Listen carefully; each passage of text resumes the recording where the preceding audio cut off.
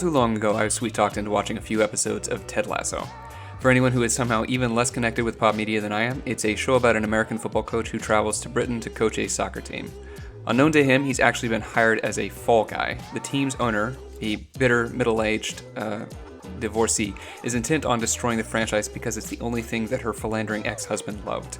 The show tells the story of Ted overcoming this and many other adversities through positivity, affirmation, and just being a nice dude.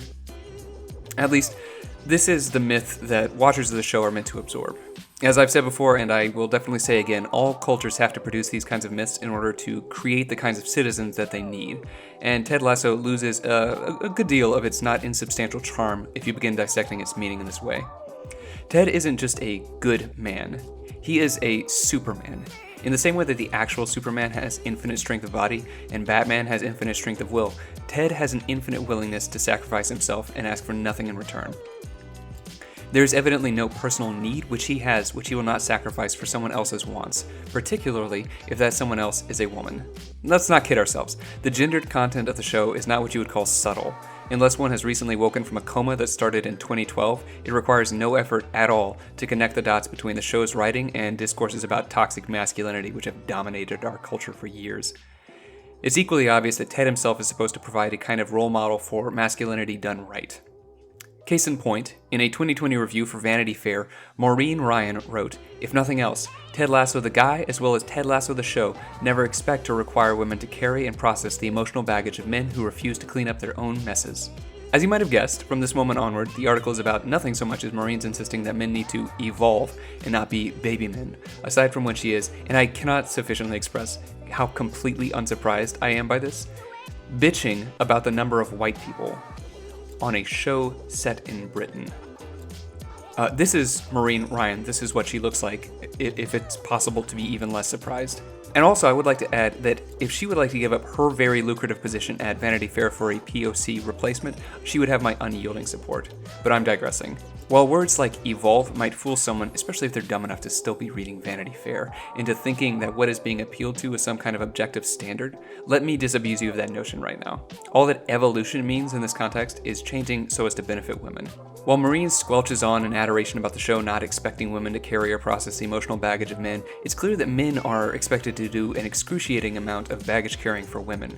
Over the course of just the few episodes that I watched, Ted has countless impromptu therapy sessions and pep talks for the women on the show. Does he do this for some of the male characters? Sure, but there's an important difference. For the men, the message is usually, you're doing it wrong and you need to do it better. For women, it is almost always, the only thing wrong with you is that you don't value yourself highly enough. This, of course, tracks perfectly with the rest of modern media where men are subjected to an endless torrent of petty whinging and calls to do better, and women are told in every imaginable idiom that they are flawless, frequently by other women who are, of course, not dating them. It would seem that pandering to female vanity has a virtually limitless cachet, and per Ted Lasso, this facilitation of limitless female aggrandizement is implied to be the vocation of all good men. In the very first episode, Ted gets an international call from his wife, who is still in the States. We learn that he has taken this job in order to give her space, as they are having marital problems. During the phone call, he says, "I love you," and then after a brief pause adds, "You don't have to say it back." This line so perfectly captures the kernel of this new positive masculinity. The affirmer, the supporter, the man who will give and give and give and never ask for anything in return. When his wife tells him that she no longer has feelings for him midway through the season, Ted takes it right on the chin. There's no fury for the years of his life that he's wasted on her, for the casual casting aside of the vows that they presumably made to each other, for the damage that this will inevitably do to their young son. No, just, well, you changed your mind and that's that. Now it's time to let you go. This at least is the sentiment of whatever the actual dialogue is. I don't care enough to go back and check.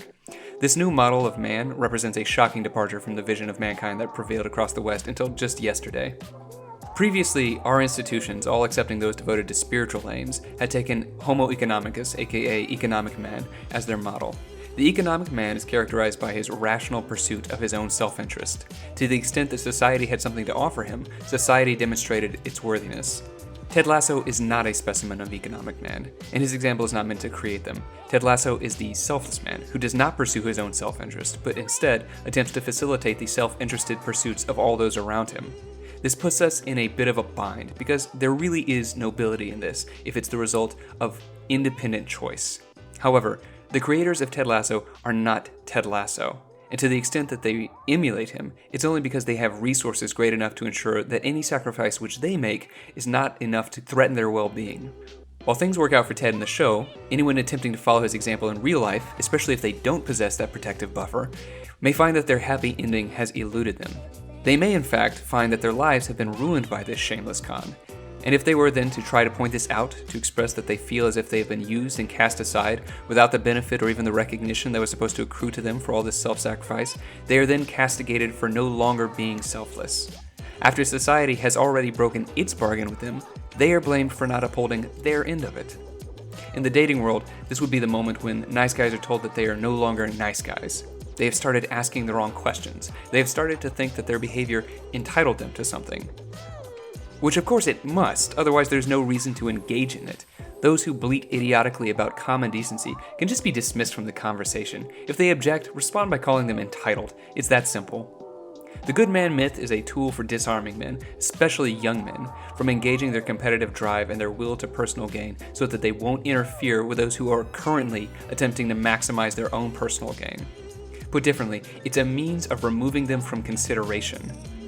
Being a good man means sacrificing yourself again and again and again and again and never asking what's in it for you. Now, the person who can do this of his own volition could rightly be called a saint, in the truest sense. But before embarking on that path, maybe men ought to ask, that's all well and good, but if you don't mind, exactly what is it that I'm being expected to put above myself forever without questioning it? And if, upon being presented with the contemporary world of OnlyFans, WAP, female dating strategy, and a million other examples that I could choose from, men say, yeah, I'll pass. Well, really, how could you blame them?